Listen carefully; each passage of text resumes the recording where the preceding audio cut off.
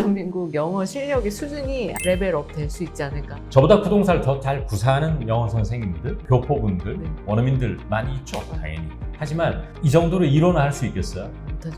전 그 점은 자신 있어요. 김재훈은 곧 부동사다. 뭐 그 정도로 오랫동안 연구를 거친 영역인 것 같습니다. 네. 제가 느꼈던 게 영어를 잘하고 싶은 그 조급증이 모두 다 있는 것 같아요. 근데 조급증이 있기 때문에 빨리 내뱉고 싶은 거죠. 내뱉어야 잘하는 것처럼 보이고.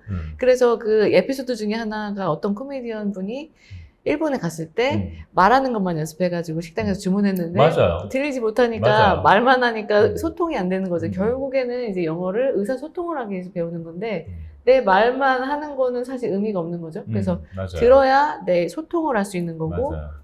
들어야 완전히 이해해야 상대방이 어떤 의도를 가지고 이런 이야기를 할 수 있는 맞아요. 거고 그리고 심지어 나도 어떤 뉘앙스를 가지고 나의 의도를 정확하게 전달할 수 있는 거라서 일단은 정확하게 이해하는 것부터 목표를 가지고 이 책을 공부하시면 좋을 것 같습니다. 굉장히 이해한다는 건 되게 중요한 얘기인데 결국 오늘 화두가 또 구동사니까 구동사가 왜 쉽지가 않느냐 또 구동사를 알아야 왜 청취가 되느냐 이거는 뭐냐면 구동사라는 게 기본적으로 기본 동사를 중심으로 전치사 혹은 부사 전치사 이런 것들이 합쳐져서 의미를 형성하는 거거든요. 예를 들어서 제가 어떤 원어민에게 일을 시켰어요. 요거 금요일까지 마무리 좀 해달라, 에디팅을. 그러면 바로 시작할게요 라고 하면 시작하다는 의미가 선명한 거는 start잖아요, begin이나. 근데 원어민들이 그때 그렇게 표현할 수도 있겠지만 I will get right on it 이라고 그래버려요. 그러니까 get on something이 그 의미를 가지고 있는 것인데 우리는 get을 얻다, 사다, 구하다 이렇게 배우고 on은 뭐 위에라고 배웠기 때문에 매칭이 안 되기 때문에 그 get on something이라는 의미를 정확하게 이해하는 게 되게 중요하다는 거예요. 그걸 알아야 들리기 시작하는 거거든요.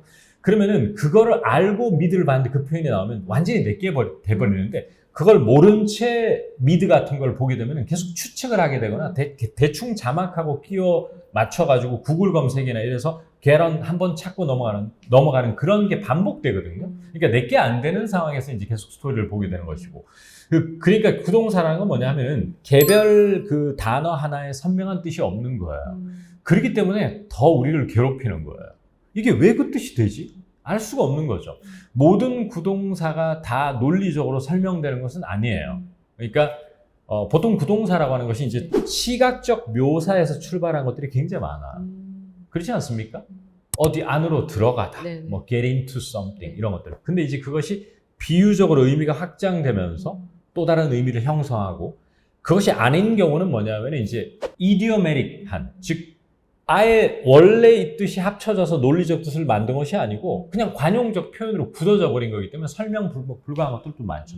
이제 그런 것들을 구동사를 철저하게 알고 있어야지만 청취가 되는 거예요. 뭐 기초 레벨에 있는 분들이나 이런 분들은 이제 그런 것 골치 아프고 이러니까 배제해 버리거나 아예 골치 아프다 이렇게 덮어버리게 되는 것인데 그렇게 하면 영원히 청취로부터 자유로울 수가 없어요. 그리고 아까 전에 그 말씀을 해주셨죠. 어떤 코미디언이 일본어 기초 회화책을 서점가 싸서 식당에서 주문하게만 외워서 갔는데 뭐 달라 할 수 있는데 의외로 그 종업원 분이 복잡하게 뭐 딴 말을 자꾸 거는 하나도 못 알아들으니까 이제 그게 과연 일본어를 하는 거냐? 아니잖아요. 그래서 여러분 기초라는 것은 언젠가는 뛰어넘으셔야 되는 그런 지점이에요. 그리고 최소한 여러분이 중급의 중급까지는 와주셔야 그 해당 외국어를 한다라고 말할 수 있는 거예요. 정말 구동사 책 읽으면 우리나라 대한민국 영어 실력의 수준이 레벨업 될 수 있지 않을까. 뭐 이런 말을 좀 건방지게 들어요.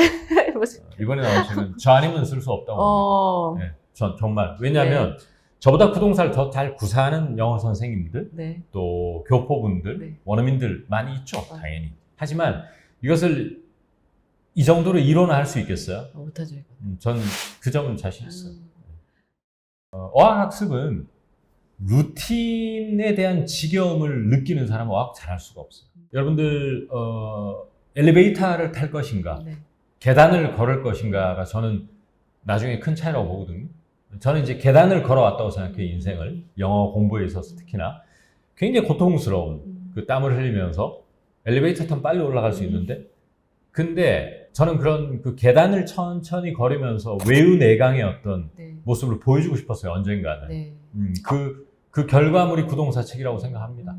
그래서 많은 분들이 이 책 꼭 한번 읽어보셔봐. 도대체 어떻게 만들었길래 이런 이야기를 이렇게 대놓고 할 수 있는 대놓고. 것인가? 그래, 오늘 좀 자신감을 너무 넘치게 네네. 또 악플 달리고 이러겠네요. 아니, 근데 그런 악플 달랠 수가 없을 것 같은 책입니다. 인강도 같이 꼭 들어야지 이거를 완전히 흡수할 수가 있거든요. 책으로 봤을 때는 어떤 것이 더 중요하고 이런 거를 느끼지 못하니까 선생님이 정말 쪽집게 가이처럼 설명을 해주십니다.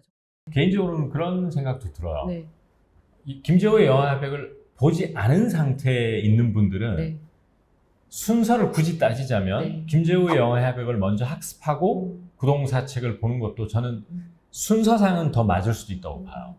그리고 이제 김재호의 영화백을 이제 마스터했다. 네. 마스터했다는 것이 거기에 있는 모든 문장을 바로 나온다. 이것까지는 아니지만 그래도 한 2, 3회독을 해서 이제 웬만큼 숙지를 했다 하는 분들은 부동산은 반드시 들어야 된다고 생각을 하죠.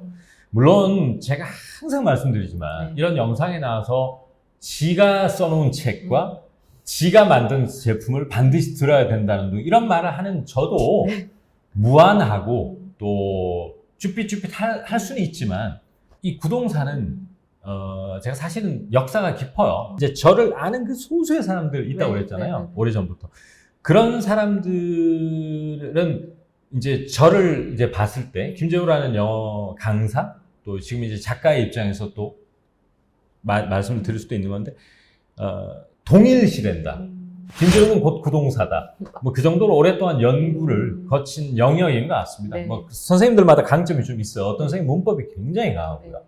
또 어떤 선생님은 어떤 보캐블러리, 어원 이런 것들이 굉장히 강하신 분들이 있어요. 저는 사실 그렇진 않아요. 어떤 특정 단어의 어원이라든지 뭐 접두어, 접미어가 어떻게 이런 거에는 별로 관심이 없어요. 사실은. 그 성향인 것 같아요. 근데 구동사는 유독 그렇게 관심이 가더라고요. 그 이유는 국내에서 영업을 하는데 국어 영어에 내가 취약하다는 이유를 자꾸 파면서 알게 된 거야. 정형화된 글들은 네. 한번 틀을 잡아 놓으면요. 그 선을 뚫어버리면 게임이 끝나는 경우가 많아요. 근데 국어는 좀 그렇지가 않은 경우. 규칙성이 좀 애매모호한 것. 네. 그 다음에 뜻이 불분명한 이런 구동사들이 너무 많이 나오기 때문에 잘 안 들려. 근데 제가 그게 안 들린 세월이 되게 길었겠죠? 네. 저도 믿어봤는데 안 들리면 계속. 네. 그 이유를 밝히기 위해서 이제 파고 들었던 것 같아요. 네. 네.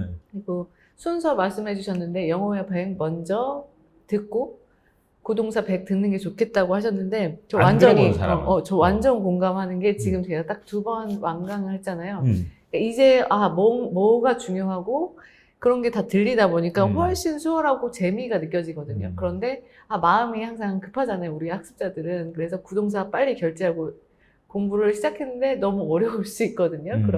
그러면 지치고 또 포기하게 되잖아요. 맞아. 이거 어렵다. 음. 그리고 다시는 안 하게 되는데 우리가 장기전으로 가려면 천천히 지금 내가 할 수 있는 내 수준을 잘 알아야 되고 그것부터 하나씩. 사실 2번 완독하는 거 되게 시간이 걸리는 일인데 이거를 버텨야 이게 진짜 열매를 잘 따먹을 수 있다. 맞아. 근데 급하게 너무 빠르게 이거 한번 대충 훑고 이거 들어가 이렇게 하지 말고 나에게 완전 녹이고 그 다음 천천히 그렇게 가면은 좋을 것 같습니다. 그래서 어떤 분이 천천히 가야 빨리 갈 수 있다라는 말씀을 해주셨던 게 저 지금도 기억하고 있는데 달릴 때 천천히 가야 된다. 내 호흡에 맞춰 처음에 막 급하게 막 내지르다가 이제 결국에 포기하는 게 아니라 내 속도를 잘 알고 거기에 맞게 천천히 그 속도를 조절을 해야 되는데 영어 학습할 때 그것이 굉장히 중요하지 않을까 그런 생각이 듭니다.